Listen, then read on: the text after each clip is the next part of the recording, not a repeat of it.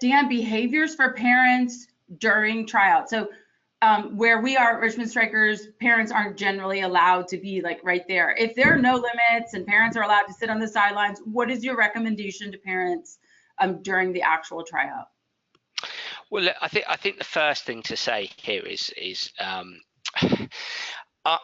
think that if you're allowed to watch, I do think you've got a decision to make. This is your child's day, and as much as it's meaningful to you as their parent, as much as you love them and you want them to do well, I do think there is a decision to make. And I do think a positive decision is to say, hey, this is my child's day, this is my child's moment. I'm going to choose not to watch. And that's cool.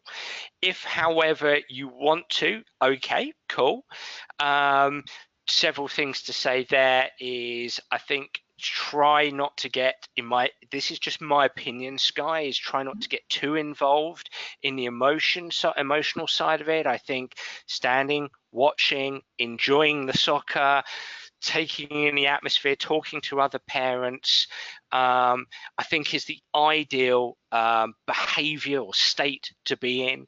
I think if you want to be, for want of a better term, useful or of use to your child, as Jay will testify, don't necessarily be the coach after it's happened. So don't look for technical, tactical, physical things necessarily, even if you are a soccer coach, because you're still mum, you're still dad, and you have to stay mum and dad and not be soccer coach.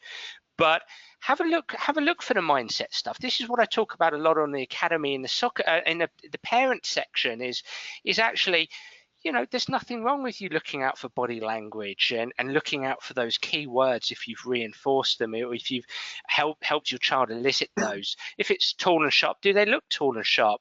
Because at some stage afterwards, you may be able to offer feedback. Your child might give you permission to offer feedback. So if you're going to look for anything, look for the external markers or the external cues that give some tells related to mindset.